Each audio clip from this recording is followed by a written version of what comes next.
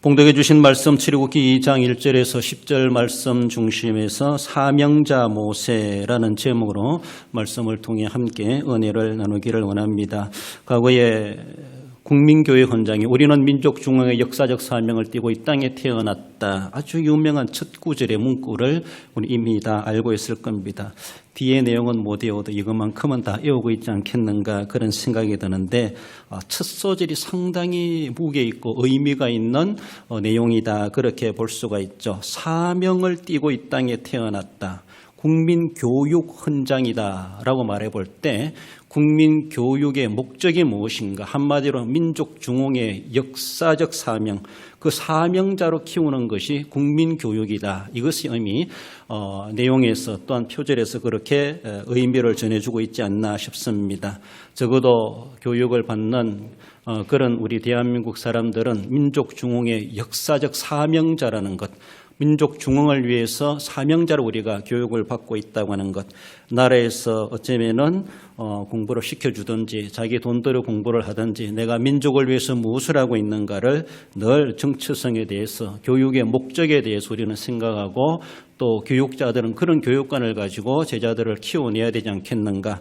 이 나라 민족이 필요로 하는 그런 인물들로 키워내는 것. 오늘 본문에서 나오는 것처럼 어쩌면 모세처럼 사명을 띠게 하고 사명의식을 갖게 하고 사명자로 키워내야 되는 것이 교육의 헌장이다라고 말할 수 있고, 이것은 신앙적인 배경에서 교계적인 모습에서 말해본다 할지라도 하나님 나라가 필요로 하는 하나님 나라 중흥을 위해서 우리가 사명자로 세워져 가야 되고 정말로 주님 오시는 그날까지 내 생명 다하는 그날까지 내가 역사적 사명을 띠고 이 땅에 지금도 태어나 살아가고 있다라는 것에 대해서 우리가 늘 의식해 볼 필요가 있습니다. 정치계이든 경제계이든 교육계이든 사회계이든 문화계이든 예술, 예능, 체육계이든 더 나아가서 국방이든 종교계이든 각 분야에마다 사명자가 필요합니다. 정말로 사명의식을 가지고 나라 중흥을 위해서 내가 사명자로 이렇게 태어났지, 그 사명을 감당하라고 내가 이만큼 공부하고 배웠지, 그리고 나라가 나를 이렇게 살게 해줬지라고 하며 나라의 빚진 심정 가지고 민족 중흥의 사명을 우리는 더욱더 감당해 가야 되고, 또한 신앙적인 모습에서도 하나님이 오늘도 나를 이렇게 살려주시고 살게 하시는 것은 바로 아직도 남겨진 사명을 감당하라고 기회를 주고 계시다라는 것을 생각해 가야 할 것입니다. 저는 공군 출신입니다만은 공군 전투조종사 1명을 배출하는데 약 10억 원 정도가 들어간다 그렇게 말하면, 이거는 지난해 20년도 9월 달에 더불어민주당 국회의원의 조사 결과에 대해서 나온 내용입니다. 일반 조종사는 그만큼 안 들어가겠지만은 전투조종사 배출하기 위해서는 한 사람당 10억 원 정도가 국방비가 투자된다 그렇게 보고하는 내용을 볼 수가 있었습니다. 그렇습니다. 최고의 엘리트이기도 하죠. 그렇습니다. 그런데 거기서 지적하는 것은 그래서 약 10년, 15년 영광급 그렇게 정말로 베테랑 조종사가 되고 나면은 더 이상 그들은 의무 복무가 끝나기 때문에 다 민간 항공으로 넘어간다는 것입니다. 그만큼 공군 국가에서는 대우가 그만큼 안 되기 때문에 민항공으로 내려가면은, 민간 항공으로 내려가면은 그렇게 이전해 가면은 그만큼 대우를 받기 때문에, 또 자기의 성장의 길도 그만큼 트여지기 때문에 많은 사람들이 그런 뛰어난 기술을 가지고 나라에 통해서 10억 원의 지원을 받아가지고 이만큼 베테랑 조종사가 되고 나면은 칼이나 아시아나나 일반 항공으로 이전해 간다, 이런 보고 내용 가운데 그렇게 말하고 있는 것을 봅니다. 나라는 10억 원을 투자했으면 10억 원을 그 사람을 통해서 쉬운 말로 빼냈는가 그런 생각도 해보는데, 그만큼 인재들에 대해서 제대로 나라가 관리는 못하고 있는 것은 아닌가, 활용은 못하고 있는 것은 아닌가, 그런 모습에서도 말씀해 주고 있습니다. 아무튼 국방을 위해서 그렇게 투자된 사람임에도 불구하고 지금 자기 경제적인 관점을 통해서 결국은 군을 떠나는 조종사들이 많다 그렇게 말하고 있습니다. 아무튼 우리는 정말로 이모저모 이런 모습 속에서 하나님이 나 한 사람 오늘에 존재하기까지 나를 위해서 나의 양성을 위해서 투자하신 세상적인 경제적으로 말할 수 없겠지만 얼마나 투자비가 들어갔겠는가라고 생각해 볼 수 있어야 됩니다. 단순한 조종사 한 사람 양성해 내는 그런 수준만이겠는가?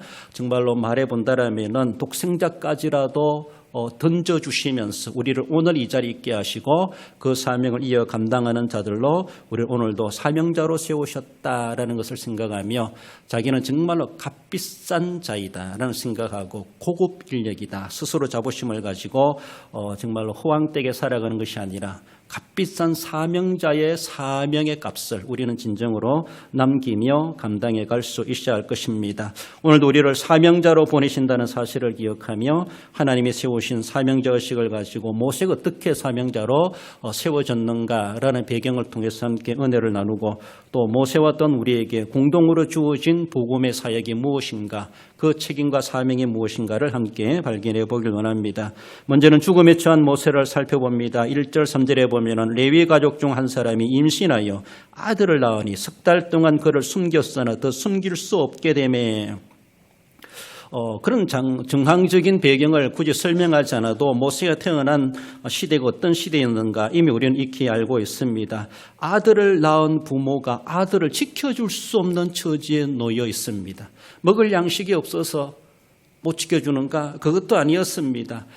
부모님이 몸이 안 좋아서 아이를 키워낼 수 없는가? 신체적인 문제가 있는가? 가정적인 문제가 있는가? 그것도 아니었습니다. 부모님이 신앙이 부족해서 아이를 못 키울 문제가 되었는가? 그것도 아니었습니다. 어쨌든 모든 조건들은 열악하다 할지라도 그래도 그 아이를 키워낼 만한 부모는 키워내고 싶고 키워내고 싶어 했고 또 키워낼 만한 환경이 된다고 볼 수가 있습니다. 비록 노예로 살아간다 할지라도 그 아들을 잃고 싶지 않았을 겁니다. 그러나 정치적인 더 나아가서 인권적인 그런 문제에 부닥쳐가지고 부모도 자기가 낳은 아들을 지켜줄 수 없는 처지에 놓인 오늘의 본문의 배경을 말씀하고 있죠. 출애굽기 1장 15절 이하에 보면은 애굽 왕이 말하여 이르되 아들이거든 그를 죽이고 딸이거든 살려두라고 말하고 있습니다. 한마디로 히브리 민족 말살 정책을 바로는 펼쳐가고 있는 것이죠. 어쩌면은 어제도 어떤 장로님하고 그런 이야기를 나눴는데 70명이 애굽에 내려가가지고 400년에 흐르면서 그 한 가문이 남자 장정만 해도 60만이 되었다. 이런 파급적인 생육하고 번성하는 일이 과연 있을 수 있겠는가? 수학적으로 그런 생각을 해보았습니다. 우리나라 조선 500년 역사 가운데 한 가문이 70명밖에 안 되는 가문이 500년 이후에는 정말로 60만 더 나가서는 뭐 아이들 남자 여자까지 이야기하면 200만이 된다 이렇게까지도 하는데 야곱의 후손들이 다 내려놓는다 할지라도 60만 명이 번성해 간다고 하는 것은 그렇게 만만한 생육하고 번성하는 일은 아닐 것이다. 한 가정에 아들, 딸을 몇 명씩 낳아야지 그러게 되는가 계산하기도 쉽지 않은 그런 모습이기도 합니다. 아무튼 하나님의 은혜로 하늘의 별과 같이 바다의 모래와 같이 하나님이 주시겠다 말씀하신 것처럼 야곱의 후손들에게 하나님은 그렇게 400년 만에 대민족을 이루는 그런 하나님의 은혜를 주셨으면 이게 대해서 바로는 위협을 느끼죠. 저들은 우리가 부려먹는 종인데 저들이 인구가 많아지니까 사실 인구 많은 것은 위협적이죠. 그렇지 않습니까? 저들이 만약에 반란을 일으킨다면 저희들이 뭔가 문제를 일으킨다면 통제할 수 있을까? 이런 위협을 느끼게 되는 것이죠. 그래서 남자아이들은 다 죽이라. 이제부터 태어나는 남자아이들은 다 죽이라. 여자아이들은 살려두라. 그렇게 말하는 것이죠. 여자들은 자기들이 이용할지 모르지만 남자아이는 한마디로 다 죽여버리라. 히브리 민족의 말살 정책을 펼쳐가고 있는 이런 시기에 모세가 태어났다. 참 태어난 시기도 참 얼마나 열악한 환경 가운데 태어났는가, 좋은 환경 가운데 태어났으면은 얼마나 좋았겠는가 싶습니다. 간혹 우리가 이야기하다 보면 아프리카 물도 없고 기근도 들고 구중물 같은 우리가 그저 주도 안 먹는 그런 물을 걸러가지고 마시는 사람들을 보면서 내가 저기 태어나서 어떻게 됐을까 이런 게 걱정하시는 분이 있어요. 아니 가까운데 우리가 내가 북한 땅에 이 시대에 태어났다라면은 어떡할까 그런 생각이 들기도 하죠.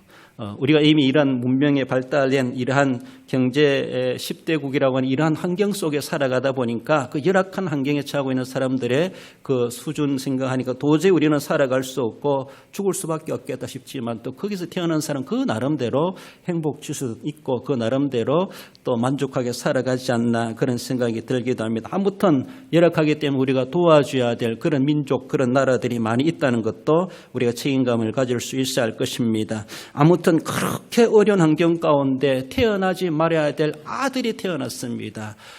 생일 축하합니다. 생일 축하할 여도 없이 어쩌면은 쉬운 말로 초상 치를 수밖에 없는 슬픔이 가득한 아들 출생에 대해서 석 달 동안이나 숨겨 키웠다라는 것입니다. 한마디로 죽음에 당면한 모세다는 것입니다. 태어났지만 너는 죽을 수밖에 없다. 부모도 낳으면서부터 그 생각했을 겁니다. 키우면서도 언젠가 너는 그렇게 죽을 것이다. 오늘 밤 넘기겠나? 오늘 군인이 닥치지 않겠는가? 이 집에 아들 울음소리를 듣고 찾아오지 않겠는가? 확인하러 오지 않겠는가? 얼마나 불안스럽겠습니까? 살아있는 그 자체가 피말리는 부모, 그런 사람들의 그런 가족들의 모습이었을 겁니다. 사명 있는 자는 죽지 않는다. 일반적으로 이런 말을 합니다. 이건 지극히 어쩌면 한편에서는 성경적이기도 하다. 그런 말을 하기도 하는데 사명이 있는 자는 죽지 않는다. 오늘 우리가 살아있습니까? 아직도 안 죽었습니까? 그럼 우리는 아직도 사명이 있는가 보다. 그런 사명적인 관점에서 우리의 생존의 가치와 의미를 느껴볼 수가 있습니다. 그것만 가지고 우리의 생명의 가치를 말할 수 없지만은 이런 사명적인 관점에서 바라볼 때 아직도 내게 사명이 있는가 보다. 내가 할 일이 있는가 보다. 이런 관점에서 자신의 삶의 의미와 가치를 부여하고 또 내가 무엇을 해야 될 것인가 그런 생각을 해볼 필요가 있습니다. 몇 가지 사명 있는 자들이 죽지 않는다는 그 상황들의 예를 성경을 통해서 살펴보면은 히스기야를 볼 수가 있죠. 읽어봅시다. 이사야 38장 5절입니다. 너는 가서 히스기야에게 이르기를 내가 내 기도를 들었고 내 눈물을 보았노라. 내가 내 수완에 15년을 더하고 너와 이 성을 아수르 왕의 손에서 건져내겠고 내가 또 이 성을 보호하리라. 할렐루야. 그렇습니다. 히스기야가 죽을 병에 걸렸습니다. 아니나 다를까 외적으로는 아수르 나라 사네립이 남쪽 유다를 삼키려고 호시탐탐 노리고 있습니다. 이미 북쪽은 아수르에 멸망당했습니다. 그래서 이제는 그 아수르 나라가 남하 정책을 펼쳐가면서 남쪽 유다마저도 삼키려고 계속해서 침범이 오는 그런 모습 속에서 히스기야가 병들어 죽을 병에 걸렸다는 것이죠. 안팎으로 이제 문제가 생겨나는 국가적인 유다 나라의 절대절명의 위기 가운데 놓여 있죠.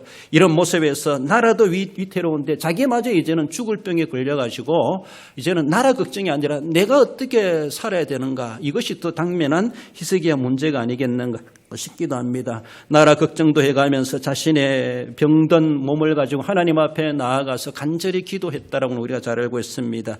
그래서 하나님은 이사야 선지자를 통해서 내가 너 기도를 들었다 들었다.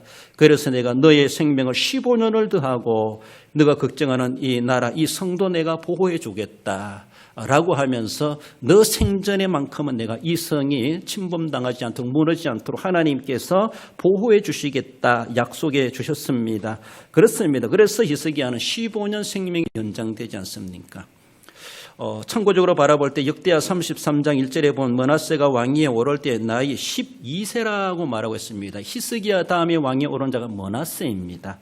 그래서 어쩌면 그 당시 그가 15년 연장되지 않았다면 므낫세가 안 태어나지 않았겠는가 그런 생각이 들고 다른 아들들 왕위를 이어갈 만한 후손들이 없었는가 성경은 말해주고 있지 않지만 이 계통으로 바라볼 때 어쩌면은 히스기야는 다윗의 왕조가 족보적으로 단절된 위기 가운데 놓여 있었던 것은 아닌가. 이것이 어쩌면은 어떤 분은 신학적인 해석으로 사탄이 예수 그리스도의 족보를 단절시키기 위해서 이렇게 히스기야를 병들어 죽을 지경에 놓이게 한 것은 아닌가 그렇게 말을 해주기도 하고 하나님께서는 어쩌면 사탄과의 싸움 속에서 결단코 히스기야를 자손 없이 죽게 만들 수가 없다고 하는 이러한 당연성 그런 모습에서라도 하나님이 응답해 주실 수밖에 없으셨다 그렇게도 해석해 주기도 합니다. 아무튼 그의 아들 므낫세가 사실 그런 므낫세가 온갖 악을 저질렀습니다마는 아버지에 대신해서 아버지를 이어서 그 왕위에 오를 때가 12살 때였다라고 말해볼 때 어쩌면은 히스기야가 응답을 받았기 때문에서라도 므낫세가 태어났고 다윗의 왕조가 끊어지지 아니하고 메시아의 왕국이 계속 혈통적으로 이어져 갈 수 있는 하나님의 섭리하심이 있었다라고 말할 수 있습니다. 아직도 후손도 없이 메시아의 족보를 이어감에 있어가지고 아직도 사명이 다 완성되지 않는 그런 가운데 히스기야가 죽을 수가 없었다는 것이죠. 후손을 낳아야 되고 왕위를 물려줄 대상이 있어야 되는데 없다고 하는 것은 아직도 히스기야는 할 일이 남아있다. 이런 관점에서 사명자를 죽게 하실 수가 없으신 하나님이 아니셨는가라고 볼 수 있습니다. 사도행전 27장 24절에 보면 바울아 두려워하지 말라. 내가 가이사 앞에 서야 하겠고 또 하나님께서 너와 함께 항의하는 자를 다 내게 주셨다 하였으니 정말로 유라굴로란 강풍을 만나가지고 배가 파손되지 않습니까? 모든 다른 제수들과 함께 타고 가다가 배가 파손되고 뭐 선장이든 선원이든 제수든 누가 누군지 모르게 이제는 자기 살 수밖에 없는 자기 살려고 몸부림치는 그런 모습에서 제수들은 어쩌면 결박될 수도 있었겠었고 그래서 물에 빠져가지고 허둥지둥하고 이제 어떻게 되겠는가만 그런 가운데 하나님께서는 바울에게 계시해 주셨습니다. 바울도 죽을 증에 놓여진 상황이었습니다. 그런데 하나님께서는 두려워하지 말라. 내가 가이사 앞에 서야 하겠고 지금 로마로 포성되어서 잡혀가고 로마로 가다가 유라굴라라고 하는 강풍을 만나가지고 배가 파손된 그런 가운데 있습니다. 그래서 여기서 로마도 가지 못하고 죽을 징에 놓여 있는 것이죠. 그래서 가이사 앞에 서야 하겠고라고 하는 건 하나님 분명히 너를 로마까지 내가 보낼 것이다 라는 것입니다. 비록 제수의 신분으로 간다 할지라도 그래서 로마서에 말씀해 주는 것처럼 로마 복음화를 위해서 더 나아가서는 스바나까지 땅끝까지 가고 싶어하는 바울의 선교 열정을 하나님 아직도 남은 사명자이기 때문에 여기서 배가 침몰한다고 해서 죽게 하실 하나님이 결코 아니시라. 바울만이 아니라 거기에 탔던 모든 사람 한 사람도 생명이 잃지 아니하고 다 살아남게 하시는 어쩌면 바울 때문에서라도 다른 사람들마저도 다 살려놓으시는 하나님은 놀라운 사명자를 보호해 주시는 그런 모습을 보여줍니다. 요나서 2장 10절에 보면 여호와께서 그 물고기에게 말씀하시되 요나를 육지에 토하니라. 바다에 던져진 요나를 물고기가 덤성 잡아 삼켰습니다. 삼켰는데 하나님께서는 요나를 다시 그를 사흘 만에 육지에 토하도록 물고기에 명했을 때 물고기가 소화도 시키지도 못하고 요나를 산채로 바닷가로 토해버렸다라고 말하고 있죠. 그래서 요나가 니느웨에 가서 하나님의 명령대로 복음을 전하는 그 사명을 감당하게 되었던 것을 봅니다. 그 사명을 감당하러 하나님은 죽을 자리에서도 살려주셨다는 것입니다. 죽을 수밖에 없는 절대절명의 위기였죠. 그렇습니다. 죽음의 현장에 던져졌지만 그래도 그는 죽을 수가 없는 사람.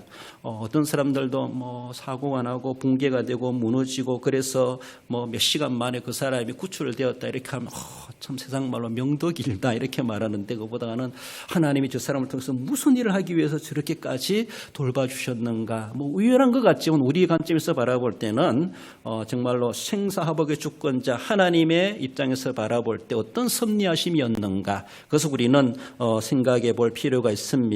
사명자도 고난받습니다. 사명자도 죽을 증에 놓을 수 있습니다. 사명자도 죽을 병도 걸릴 수 있습니다. 사명자도 죽을 사고를 당할 수도 있습니다.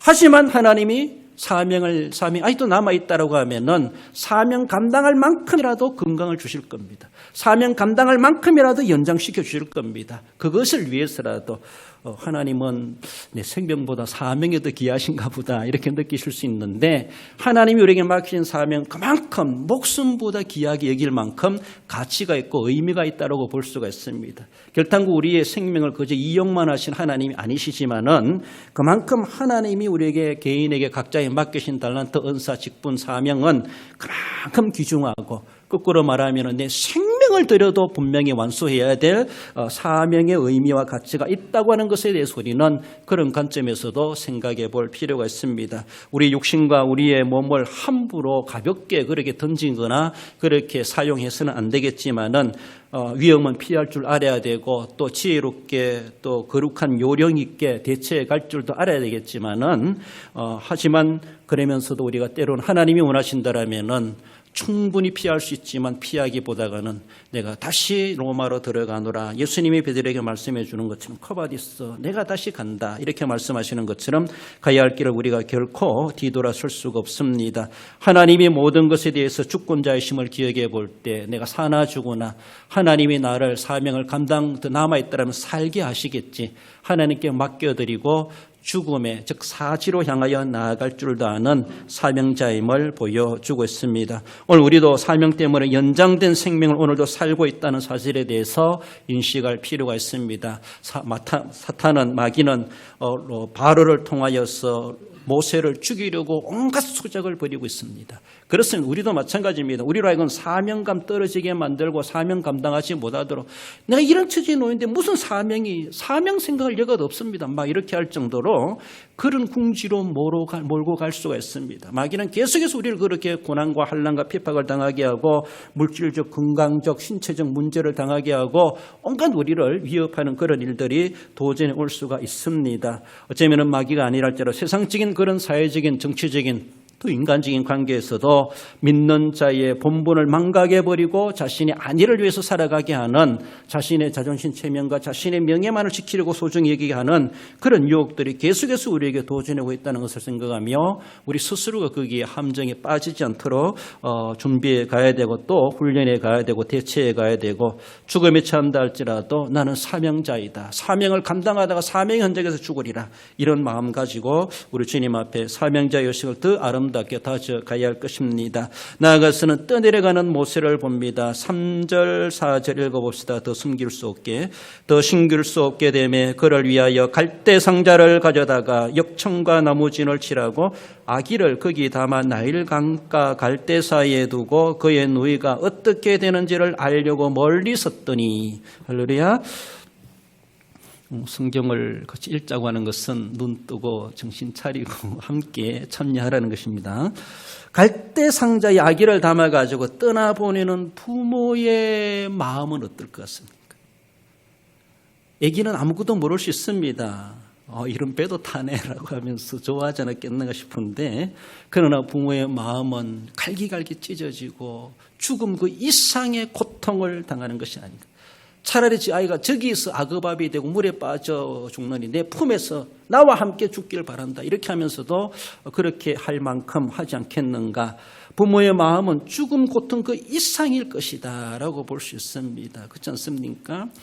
지난주에 죄송합니다. 개 2마리를 처분했는데 자꾸 우리 아들이 한 마리 개가 자꾸 생각난다 하면 다시 돈 주고 다시 갖고 오면 안 되냐. 어제도 그 이야기 하더라고요. 집에 기르던 강아지도 정들면은 싫은 거예요. 못 보내는 거예요. 그런데 내 몸으로 난 아들이 물에 떠내려가다가 어떻게 될지 모르는데 한마디로 죽음의 현장에 던져졌습니다. 누가 빼앗아가 던진 것이 아니에요. 내 손으로 거기에 띄웠습니다. 던진 거나 마찬가지죠. 죽음을 이미 예상하고 던졌습니다. 떠내려 보내는 것이죠. 얼마나 안타깝고 얼마나 잠도 안 오고 밥도 못 먹고 애가 어떻게 되는가에 대해서 살았다 해도 죽었다 해도 걱정일 수밖에 없는 그런 가운데 부모의 심정이 아니었겠는가. 죽음의 그 이상의 고통을 느끼고 있는 아므람과 요게벳이 아니었겠는가 그런 생각을 해봅니다. 아기의 죽음이 실제적으로 시작되었습니다. 이미 그전부터 시작되었지만은 석 달 동안 그래도 숨겨왔습니다. 부모의 도움을 받아서 이제는 자기 스스로 자기 생명을 지켜내야 되는데 피덩이 아기가 무엇을 하겠습니까? 3개월밖에 안 됐는데 이제는 그 죽음이 기정사실로 다가왔고 시간이 이제는 카운트다운 되어져 있고 시간 문제일 수밖에 없다. 이것이 현실이었습니다. 그 죽음의 상황을 숨어서 지켜보고 있는 그의 누이 미리암의 마음 동안 얼마나 두근거리고 불안하고 초조하고 고통스러웠겠습니까? 그것을 보고 있는 부모는 차마 보지도 못하고 있죠. 그러나 어린 딸을 통해서 그걸 지켜보게 했죠. 얼마나 지켜보고 있는 자기 눈으로 지금 목도하고 있는데 어떻게 되느냐 목도하고 있는데 어떻게 될 것인가. 아무런 소망도 희망도 없습니다. 지푸라기만한 희망도 없습니다. 결국은 저렇게 되다가 어떻게 되겠지라고 하면 불안한 생각이 엄습해 올 수밖에 없는 미리암의 그 어린 아이의 마음이 아니었겠는가 그런 생각을 해봅니다. 정말로 불안하고 초조하고 고통이 엄습해 오는 살아있는 가족들의 그런 마음 그렇습니다. 이렇게 그 아기의 갈대상자가 떠내려갔는지 계속 거기에 머물리는지 모르지만은 일반적인 모습에서 갈대 사이에 띄어냈을 때 떠내려갔을 것이다. 상상적으로 그렇게 영화도 만들고 이야기하기도 합니다. 책을 읽다가 어떤 교수님의 한마디에 그 쓰이는 말 문구에 상당히 눈이 번쩍 뜨여 있습니다. 무엇인가 하면은 이런 말입니다. 너는 떠내려가다가 끝날 사람이 아니다. 이런 말입니다.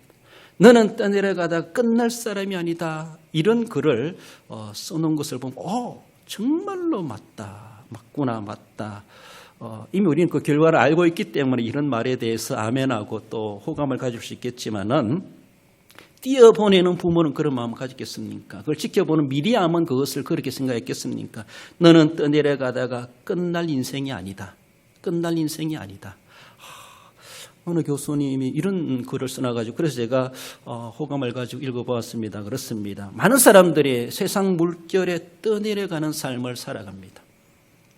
떠내려가다가 계속 떠내려가고 아직도 떠내려가는 분이 있어요. 떠내려가다가 결국은 망하는 사람이 있습니다. 망하는 사람이 있습니다. 떠내려가다가 끝나는 사람도 있습니다. 끝나는 사람이 있습니다.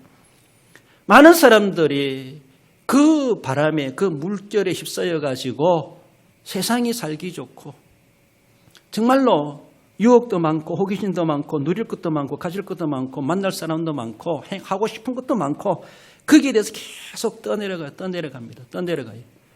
떠내려가다가 정말로 적수를 만나면 거기서 물장구 치다가 빠져 죽을 수도 있고 그렇겠죠. 여러 가지 많은 경험들을 해가겠죠.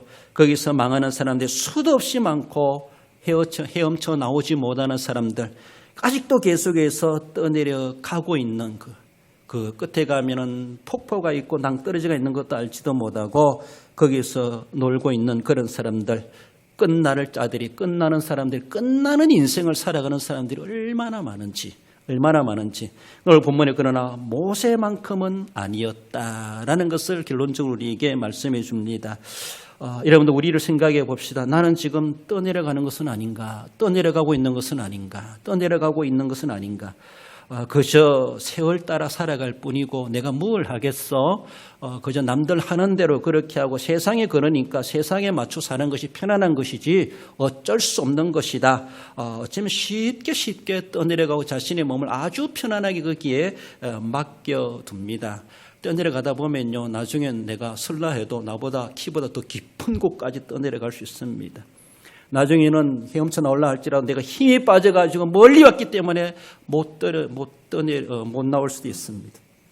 제가 이전교회 있을 때 학생들을 가지고 수련회 끝나고 이제 또 석대말 뒤풀이 한다고 상풍내과라고 있죠. 상주와 뭡니까 저기에 풍량 가까이 큰 내과 있는데 학생들을 데리고 놀러 갔습니다. 그런데 제가 모험을 좋아하잖아요. 내가 저를 건너갈 수 있을까? 건너가 보자 했어요.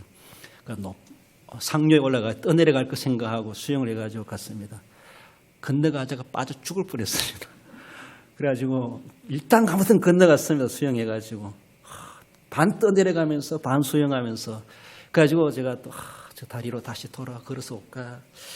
그러면 안 되지. 다시 해보자라고 하면 다시 또 걸어 올라가가지고 떠내올 거 생각해가지고 또 시도했습니다. 시도했는데 내가 수영해서 가는 것보다 떠내려가는 속도가 더 빠르더라고요. 되돌아올 때는 힘이 빠졌는지. 그래가지고 정말로 어떻게 했는지 정말 죽을 것 같아요. 신경 쓰고 막 발악을 하니까 애들은 저 위에서 놀고 있지 압니까? 제 혼자 이제 그렇게 하고 가는데 발이 안 닿아요. 설라해도 발이 안 닿고 계속 떠내려가는 거예요. 그래서 막 머리는 아파지고 막 그러다 보니까 입고 있는 옷도 막 다 벗겨지고 막 그래서 결국은 이제 떠내려가 가지고 그래도 발이 닿더라고요. 하나님도 그래도 사명이 있으니까 남겨주셨는가 그런 생각이 들더라고요. 그래서 물속에 잠겨가지고 누워 있어가지고 애 하나 불러가지고 옷 좀 갖고 오라고 다 벗겨졌다. 그래가지고 제가 그런 모험 해본 적이 있습니다. 물에 빠져 죽을 수 있습니다. 그런 위험들이 있습니다. 우리가 계속 떠내려가다 보면요, 내가 통제할 수 없는 곳까지 갈 수 있습니다. 내가 발이 안 닿는 곳까지 깊은 곳 갈 수 있습니다. 이래 갈다가 쉽게 난 나올 수 있어, 난 할 수 있어, 이것쯤은 아무것도 아니야, 난 여기 들어가 난 죄 안 지을 수 있어, 저런 친구들 내가 다 전도할 수 있어, 저것들은 아무것도 아니야 뭐 이렇게 생각할지 모르지만 자신만만한 능력을 자신은 과시할지 모르지만요, 나보다 더 센 자가 마귀입니다. 우리는 마귀의 농락에 우리는 놀아날 수가 있고 마귀를 이길 자 이 세상에 아무도 없으면 우리 육체로 이겨낼 수가 없습니다. 우리 정신으로 이겨낼 수가 없으면 우리의 머리로도 마귀를 이겨낼 수가 없다고 하는 걸 우리는 인정해야 됩니다. 그렇습니다. 그러나 예수님의 이름으로 그리스도의 이름으로 성령의 능력을 이겨내는 것이지 우리가 무슨 어떤 장담해 가면서 이겨낼 수 있다라고 그렇게 자신을 과시하고 그런 쓸데없는 모험을 할 필요가 없다라는 것이죠. 아직도 거기에서 잠겨 있어가지고 언젠간 내가 돌아오면 되지. 탕자도 돌아왔던 것처럼 나도 돌아오면 되지. 말씀드린 것처럼 내가 다시 믿음을 회복하면 되지. 내 믿음 내가 회복하는 게 아닙니다. 하나님이 회복해 주셔야 회복하는 것이지. 믿음은 내가 가지고 싶다고 믿음 가지는 것이 아니고 내가 회복해야지 회복되는 것이 아니고 내가 은혜롭게 살아가지 않는다고 은혜 받은 사람이 되는 것이 결코 아니라는 것이죠. 은혜는 하나님이 그저 값없이 주시는 것입니다. 선물입니다. 믿음도 값없이 그저 주시는 선물입니다. 그런데 내 마음대로 믿음 했다가 말다가 은혜롭게 할다가 말다가 그렇게 할 수 있는 겁니까? 그것은 자기의 은혜지. 생명력이 없는 은혜입니다. 그건 어쩌면 유혹적으로 바라볼 때 마귀가 주는 은혜가 아닌가. 마귀가 주는 은혜라고 말할 수도 없지만은 미혹이요 유혹이요 달콤한 사탕 발린 독약이라고 볼 수 있습니다. 거기에 빠져가지고 계속해서 거기에 살아가는 사람들, 어쩌면 떠내려가는 갈대상자나 다를 바가 없다라는 것입니다. 어느 누구도 건져줄 수가 없고 건져줄 자도 없는, 자기도 살아남을 수가 없는 그런 처지에 놓을 수가 있습니다. 여러분들 지금도 우리는 나는 떠내려가는 인생을 살아가고 있지 않은가. 하나님 나를 건져 주시옵소서. 떠내려가는 모세 생각해 볼 때에 모세에겐 공주가 있었지만은 하나님 예비하신 자가 있었지만은 하나님의 손길이었죠. 그렇습니다. 나는 누구고 나는 무엇인가, 내 존재는 무엇인가, 자신의 정체성에 대해서 분명히 늘 확인하고 늘 다시 재점검하고 지금도 내가 내 본대로 살아가고 있는가, 내 정체성대로 내 신분대로 살아가고 있는가를 우리는 늘 생각해야 됩니다. 신자는 신자답고 직분자는 직분자답고 그래야 됩니다. 그리고 나는 무엇을 해야 되는가, 나는 그 무엇을 어떻게 해야 되는가 늘 고민해 가면서 거기에 대해서 하나님께 묻고 하나님의 지혜를 갈망하고 도우심을 간구해야 됩니다. 뭐 될 대로 되겠지. 계속 떠내려가는 것밖에 안 됩니다. 그것은 아무것도 못하고 시간 낭비하고 물질 낭비하고 육체 낭비하고 그럴 수밖에 없습니다. 그러다가 정말 하나님 앞에 1달란트 받은 종처럼 빈손으로 나갈 수밖에 없는, 내가 내게 맡기신 사명 어디에 두고 왔느냐라고 물으실 때에 뛰어내려가다가 몸부림치다 온 것밖에 어디 있나. 그렇습니다. 부끄러운 구원받을 수밖에 없는 것이죠. 시편 50편 15절 말씀이 환난 날에 나를 부르라 내가 너를 건지리니 내가 나를 영화롭게 하리로다. 그렇습니다.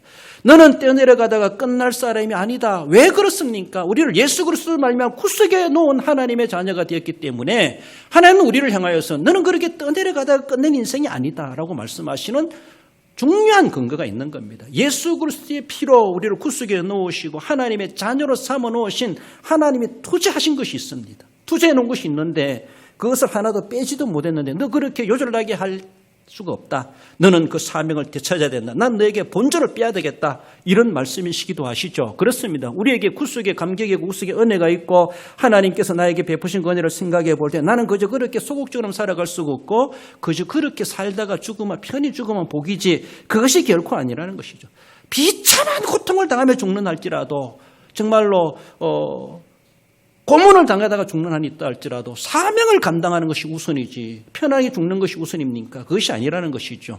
사명도 감당하지 않고 어떻게 편안하게 죽을 마음을 가질 수 있습니까? 죽는 것이 문제가 아니라 사명 감당하는 것이 더 우선된다라고도 볼 수 있습니다. 사명을 완벽하게 감당해내가지고 정말 고통스럽게 죽어도 영광입니다. 그렇습니다. 어떤 사고를 통해서 죽는다 할지라도 아까울 것 없는 죽음이다라고 말할 수 있습니다. 그러나 우리의 말로 빈둥빈둥하다가 그저 아무 일 없이 자연적으로 살만큼 살다가 죽었다라고 생각해 볼 때는 과연 주님 앞에 우리는 얼마나 눈을 떠 천국에 갔을 때 얼마나 부끄럽겠는가 그런 생각을 해봅니다. 나를 위해서 그렇게 투자해 놓았는데 그렇게 나를 이렇게 키워 놓으셨네. 난 하나님 앞에 무엇을 하고 있는가? 어떻게 해야 될 것인가, 내게 주어진 사명이 무엇인가를 우리는 생각해 볼 수 있습니다. 환난이 있습니까? 환난이 있다 할지라도 부르라고 말씀하십니다. 주님께 부르시질 때 주님은 손 내밀어 주시고 우리를 건져주시는 하나님, 내가 나를 영화롭게 하리로다. 건져주시고 우리를 영화롭게, 하나님을 영화롭게 하는 자로 만들어주시는 하나님, 하나님의 영광을 위해서 우리를 건져주시는 우리 하나님의 은혜가 있다는 사실을 늘 기억하며 내가 이렇게만 살아가서는 안 되겠지. 허리띠를 동이고 내가 정신을 차리고 주님 앞에 제대로 내가 한번 살아보리라. 남은 생이 얼마나 있든지 간에 이전보다 더 위대한 하나님의 기적과 능력을 경험하며 살아가리라. 그런 마음 가지고 이전의 역사보다가도 내 인생의 역사, 남은 생의 역사가 더 위대한 역사가 되도록 내가 믿음의 발자취를 남겨가리라. 그런 사명의식을 우리는 감당해 갈 수 있어야 됩니다. 그 무엇보다가도 복음적이고 직분적이고 또 은사적이고 달란적인 모습도 있지만 우리가 선교 예배를 드리면서 내가 선교적인 관점에서 내가 어떤 사명이 있을까? 난 선교에 어떤 이바지해 가고 있는가? 우리는 그런 관점에서 선교의 사명을 다시 한번 더 고치해 가야 할 것입니다. 마지막으로 사명자 모세는 자라나는 모세임을 살펴봅니다. 5절절에 보면 바로의 딸이 목욕하려 나일강으로 내려오고 갈대 사이의 상자를 보고 열고 보니 아기가 우는지라 그가 그를 불쌍히 여겨 이르되 이는 히브리 사람의 아기로다. 궁에 있는 바로의 딸 공주가 목욕할 데 없어 강가로 목욕을 왔는가? 오늘날로 볼 때 이해가 안 되는 그런 모습이기도 하죠. 어떤 어머님이 그렇게 말해요. 샤워장이 생기고 나니까 이 세상에 이런 일도 있을 수가 있나? 옛날엔 뻔뻔 물 길러가지고 또 그렇게 샘에서 물 길러가지고 덕목할 정도로가 다였는데 저희 동네는 또 냇가가 있으니까 밤에 냇가에 가가지고 목욕하는 게 다였는데 옛날에는요 우리 수상 냇가가 물이 철철 흘러 넘쳤습니다. 나중에 소도가 생겨나면서 뒤에 소도국이 생기니 하면서 물을 다 빼가니까 냇가 물이 마르더라고요. 그 냇가 들어가지도 못하게 하고 밭도 못 해먹게 하고 옛날에는 물이 넘쳤습니다. 그래가지고 많은 사람들이 쪽대가지고 밤에 고기도 잡고 밤에는요 쪽대로가 딱 서 있으면요 툭툭 차요 발에 와서 그렇잖아요. 그럼 딱 들으면 돼요. 그런 거 해보셨습니까? 그리고 청리장터에 있는 사람들이 밤에 다 목욕하러 남자고 여자고 밤에 다 목욕하러 옵니다. 그래서 장난도 치고 놀기도 하고 막 그러는데 전기도 안 되는 때였죠. 그러니까 모든 주변의 동네 사람들이 냇가에 목욕하러 오는 것을 밤에 많이 오죠. 하루 종일 일하러 갔다가도 저녁에 씻으러 냇가로 가죠. 냇가에 가서 샤워하고 목욕하고 그래서 집에 오는 그만 시설도 없는 시대에 살아갔죠. 그러니까 어떤 어머니 샤워장 입고 나서 세상에 이런 천지가 있나라고 하면서 놀라시더라고요. 요새는 샤워장뿐이 아니라 뜨신 물, 찬물 섞어가면서 해가고 여러 가지 안락하게 가정에 이미 집 안에서 모든 것이 해결되어지는 그런 문화 가운데 우리가 살아가고 있다고 하는 것. 아마 바로의 딸은 그런 환경이 없었는가. 아무튼 목욕하러 왔다고 하는 것. 있다 할지라도 시녀들을 데리고 놀러 오든지 물장구 치러 왔든지 왔다는 그 자체가 하나님의 발걸음 인도 섭리하심 중에 하나였다라고도 볼 수가 있죠. 어쩌면은 목욕하러 간다기보다 모세를 건지러 가도록 하나님이 그렇게 이끌어 오신 것은 아닌가 우리는 그렇게 볼 수가 있습니다. 그렇게 아무튼 왔습니다. 그래서 그 바로의 딸 공주의 눈에 뜨였던 갈상자의 아기를 발견하게 되는 것입니다. 하나님의 섭리하심을 볼 때 모세, 건져지는 모세를 우리는 볼 수가 있죠. 그렇습니다. 건져졌을 때에 공주가 볼 때도 이는 히브리 사람의 아기로다 알아챘습니다. 그러면 그 자리에서 문에 푹 잠궈버려야 돼요. 이것이 바로의 법입니다.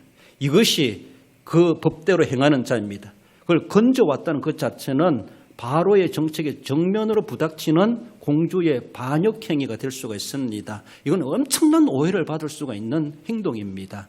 자신의 목을 걸고 하는 행동이라 할 수가 있죠. 그럼에도 불구하고 하나님께서는 그 공주에게 불쌍히 여기는 마음을 하나님은 갖게 하셨다는 것이 남다른 거예요. 자기 아버지에게 불만이 있는 것이 아니었죠. 공주도. 함에도 불구하고 히브리 사람의 아기로다. 그럼 그 자리에서 물에 푹 잠겨야 됩니다. 이것이 법입니다. 이것이 당대 해야 될 자기가 살아남을 길입니다. 안 봤으면 몰라도 봤는데 알았는데 같은 공범이 되는 것이죠. 아무튼 그렇지만은 불쌍히는 마음을 주셨다는 것이 그 마음까지도 하나님께서 섭리하셨고 공주에게 불쌍히 여기는 마음을 주었습니다. 그때 모세의 아기가 울었는지 웃었는지 얼마나 그 마음에 들도록 눈이 맞았는지 모르지만은 아무튼 하나님께서 건질 수밖에 없는 마음을 하나님은 공주에게 주셨다. 하나님의 절대 섭리라고 저는 믿습니다. 나아가서는 어머니 품에 안기는 모세, 이것도 어쩌면 우연한 일입니까? 여기에는 미리암의 순발력 있는 지혜가 드러나게 되죠. 참 순발력이 있었습니다.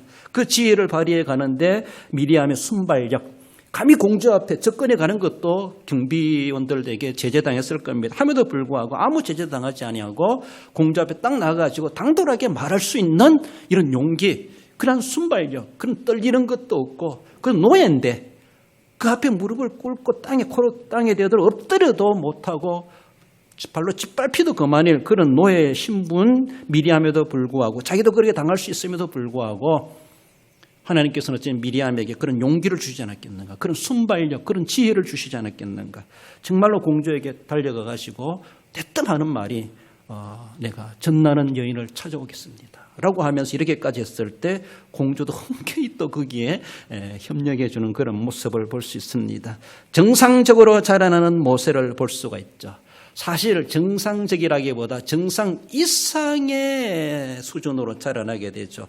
보통 이상의 성장, 그래서 상위 0.1%인가 저거보다 상위 0.0001%의 상위 그룹이 되지 않았겠는가. 왜? 왕족이기 때문에, 그리고 후계자다운 교육을 받는 자이기 때문에 애굽에 뛰어난 모든 문물을 40년간 섭렵해가는 그런 모세로 성장하지 않습니까? 상위 0.1% 그보다 더 높은 자리에 상위 그룹으로서 교육을 이수할 만큼 그런 모세가 아니었겠는가. 정상적 그 이상이라고 말할 수가 있죠. 보편 사람들이 내다볼 수 없는 그런 고등교육, 또 최고의 학벌의 교육을 이수해가는 그런 모세, 또 그만큼 그것을 감당해낼 만한 건강과 체력과 지식도 있었던 모세가 아니었겠는가. 이 모든 것이 안팎으로 하나님이 모세를 사명자로 키워가는 일에 대해서 모든 것을 하나님이 그렇게 다듬어 놓으시고 협력하게 되어지고, 그렇게 죽을 노예 출신 아들이 이런 자리까지 오르게 되는 것을 볼 수가 있죠. 결국은 모세는 사명자가 되어지게 되는 것을 볼 수가 있죠. 이스라엘의 지도자가 되어져 이스라엘 백성을 구원하는 엑소더스 출애굽의 주인공이 됩니다. 지도자가 됩니다. 결국 그는 예수 그리스도를 예표하는 인물로 그렇게 지명되고 있는 것을 볼 수가 있습니다. 얼마나 귀한 일인지 모릅니다. 하나님은 이스라엘 백성들의 구원을 위해서 모세를 죽음의 자리에서 그렇게 40년, 80년간 모세를 사명자로 키우고 갈고 닦고 양성하고 정말 수억 원을 투자해 가면서 모세를 사명자로 하나님은 길리우고 키우시고 보호하시고 그렇게 하나님은 훈련시켜 연단케 해주셨습니다. 얼마나 귀한지 모릅니다.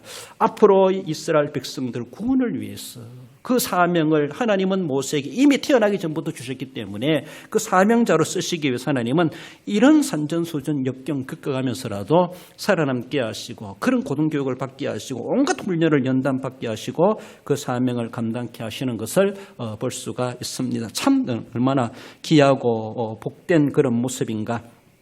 나도 모세처럼 되면 좋겠지라고 한다면 이런 죽을 고백을 느껴야 되고 산전수전 경험도 각오할 생각을 해야 되고 그렇습니다. 저도 좋아하는 인물 중에 모세와 바울, 다윗 그렇게 뽑을 수가 있는데 모세만은 파란만장한 인생을 산다는 것이 얼마나 당대적으로 볼 때는 현실적으로 볼 때는 힘들겠는가. 얼마나 많은 의욕과 의심도 생기고 불안도 생기지 않겠는가. 하지만 하나님 그래도 꾸준히 모세가 실수하는 일도 많았지만은 그를 지켜주시고 사명자로 키워가셨다는 것을 볼 수가 있습니다. 그렇습니다. 차세대, 다음 세대 후진들을 위해서 내가 오늘 무엇을 하고 있는가.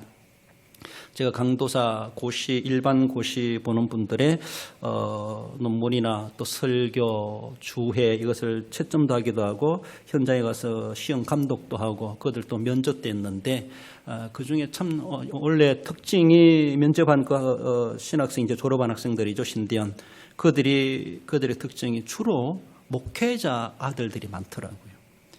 그러면서도 30이 넘었음에도 불구하고 아직도 결혼도 안 하고 있어요. 그래서 목사 안수 받는 것보다 결혼이 더 급한 것 같다 이러면서 빨리 목사란 이름 달기 전에 결혼부터 해야 되지 않냐 이러면서 그렇게 이야기했고, 사실은 죄송합니다, 평신도 가정에서 온 그런 학생들보다도 주로 목회자 가정에서 그래서 부모님의 목회 생활에 상당히 긍정적으로 영향을 받았는지 그런 이들이 대부분이었다라고 말하고, 그래서 만약에 당신이 지금 목사 안수 1년, 2년 뒤에 목사가 되는데 목사 안수 받고 나서 난 이런 목회를 하고 싶다, 젊은이로서의 어떤 목회의 계획을 가지고 포부를 가지고 있느냐고 한 말해보라고. 그러니까 여러 가지 자기들의 쉬운 말로 나는 농촌 사역을 해보겠다, 선교사로 가보겠다, 또 장애인 사역을 해보겠다, 노인 목회를 해보겠다, 여러 가지 특징들이 많이 있지 않습니까? 어떤 도시 목회를 하겠다 이렇게 말하기도 하고 하는데, 그래서 그런 목회 계획에 대해서 물어보게 됐습니다. 그러니까 많이 들은 이야기가 차세대, 다음 세대 양성 이런 말들을 하는 것을 들었습니다. 정말로 좋은 관점이라고 볼 수가 있습니다. 그러면서 거기에 대해서 우리 한국교회가 앞으로 어떻게 되겠느냐, 어떻게 전망하고 있냐 이런 이야기도 해가면서 장로님 늘 기도 제목 써내시는 것처럼 새 일을 행하시는 하나님에 대해서 제가 비전을 막 심어주고 그렇게는 도리어 제가 은혜 받고 갑니다. 면접 받으러 온 사람이 그런 말을 하더라고요. 그래서 다음 세대에 대해서 관심이 있다. 청년 사역, 또 청소년 사역, 그렇다. 정말로 중요하다. 지금 교회에서 떠나가고 있는 그런 다음 세대들에 대해서 해야 될 일인데 정말로 필요하다라는 것이죠.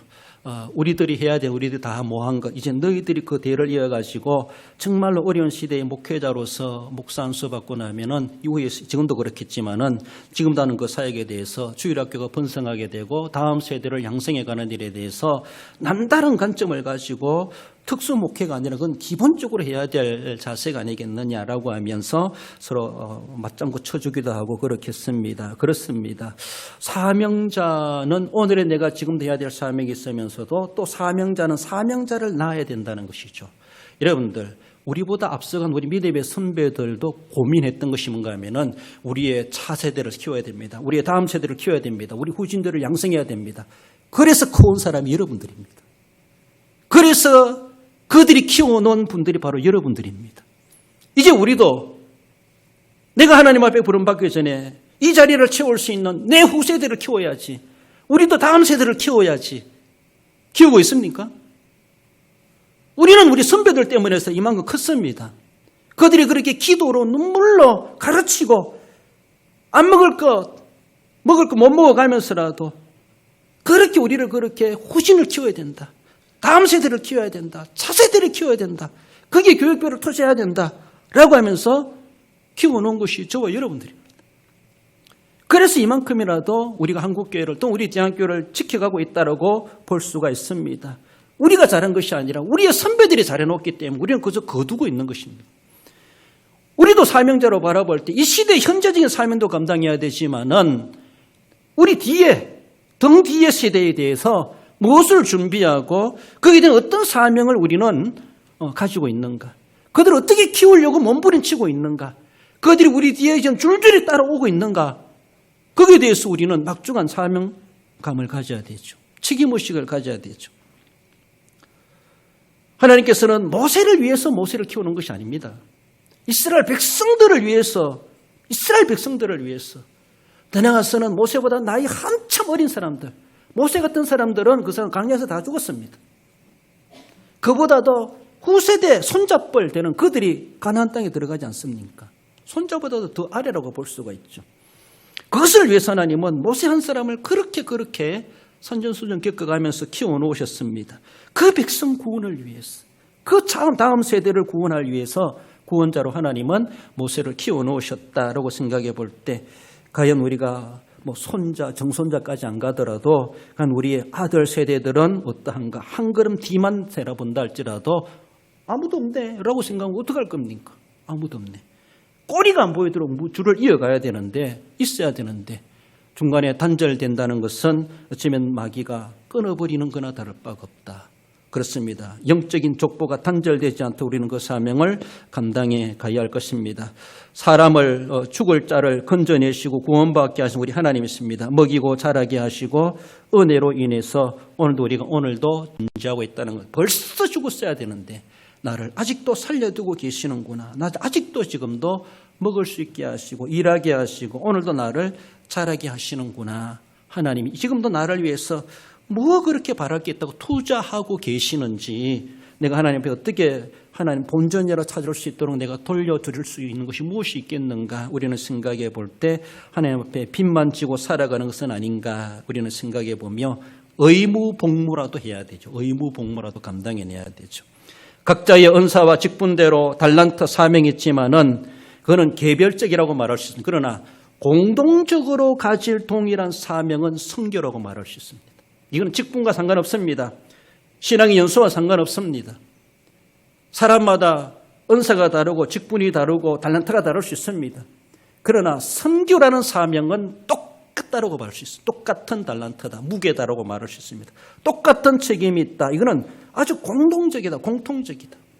개별적인 책임도 있지만은 개별적인 건 개별적인 대로 하고, 우리가 너나 나나 할 것 없이 남녀노소 누구든지 예수님을 구세주로 믿는 성도라면은 동일한 무게의 책임이 선교란 책임이라는 것이죠. 이거는 결단코 벗어낼 수 없습니다.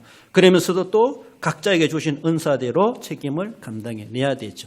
개인적 사명, 공동적인 사명이 있다고 하는 걸 생각해 볼 때 결단코 선교의 사명도 우리가 그렇게 쉽게 볼 일이 아니라는 사실에 대해서 개별적 사명만 달란트만 잘 감당할 뿐만 아니라 그것만이 아니라 정말 선교적 사명은 어떻게 해왔는가. 나 안에도 다른 사람들이 많이 하는데요. 그러면 나는 거기에 대한 것은 한 달란트 받은 종과 다를 바가 없이 그렇게 하나님 앞에 책망받을 수도 있다는 사실을 우리는 생각해 보십시다. 우리 사도행전 20장 24절 읽고 말씀을 맺습니다. 읽어봅시다. 내가 달려갈 길과 주 예수께 받은 사명 곧 하나님의 은혜의 복음을 증언하는 일을 마치려 하면은 나의 생명조차 조금도 귀한 것으로 여기지 아니하노라. 할렐루야. 그렇습니다. 사도 바울은 복음을 위해서, 내게 맡겨진 사명을 위해서, 그렇습니다. 개인적 사명이기도 하지만은 주님이 그토록 우리에게 지상교회에 분부하신 사명이죠. 나의 생명조차 조금 더 귀한 것으로 여기지 아니하노라라고 하며 죽을 것을 생각하며 가면서라도 복음을 가지고 나아가겠다라는 것을 결심해 주고 있습니다. 결론적으로 읽어봅시다. 죽음에 처한 모세였지만 바로도 그를 죽일 수 없게 하시고 살려 사명자 되게 하신 같이 각자에게 주어진 하나님의 뜻을 깨닫고 그 뜻대로 사명을 감당하는 성도가 됩니다. 그렇습니다. 개인적 사명뿐만 아니라 우리 함께 모두가 다 공동적으로 감당해내야 될 선교의 사명자로서 하나님의 뜻을 따라서 이임받은 사명 그대로 사명을 감당하심으로 하나님의 기쁘심이 되고 하나님께 귀중하게 들어 쓰임받으시는 놀라운 은혜의 역사대로 쓰임받으시고 복을 누려가시는 우리 성도 여러분들 되시기를 주님의 이름으로 축원드립니다. 기도하십시다. 우리 하나님 아버지 은혜를 감사드립니다. 죽을 자리에 있었던 모세, 정말로 죽었어야 했지만 그를 죽일 수가 없게 하신 하나님, 바로라도 그를 죽일 수가 없게 하시고 하나님이 바로 위에서 섭리해 주셨던 것을 믿습니다. 하나님 아버지, 그를 살려두신 것은 하나님이 쓰시기 위해서 사명을 감당하도록 하기 위하신 줄 믿사오니 우리 하나님 아버지 80살에 부름받아서 하나님 앞에 귀한 사명 쓰임받기까지 온갖 훈련을 경험하게 하신 것처럼 오늘도 우리가 그 훈련 속에 있고 또 그 귀한 사명의 현장에 있다는 사실을 기억하며 생명 다하는 그날까지 목숨조차 귀한 곳을 이기지 않는 결단을 가지고 주어진 귀한 복음의 사명을 신실히 감당해 갈 수 있는 하나님의 사람들 되게 해 주옵소서. 선교 현지에 있는 선교사님들 여러 가지 열악한 환경 가운데 많은 위험에 노출되고 있사오니 저희들을 눈동자처럼 지켜주시고 날개 아래 보호해 주시고 조금도 어려움 당하지 않게 하시고 우리가 기도한 대로 응답되어지는 현장이 되게 하시고 좋은 소식이 오갈 수 있도록 역사해 주옵소서. 그래서 우리 교회도 우리 성도들도 복을 받게 하시고 또 하나님의 나라 확장되고 완성되어가는 그 모습을 바라보며 보람 있는 믿음의 삶이 되게 해 주옵시고 하나님 영광 받으시기를 원하오며 거룩하신 예수님의 이름으로 기도드리옵나이다. 아멘.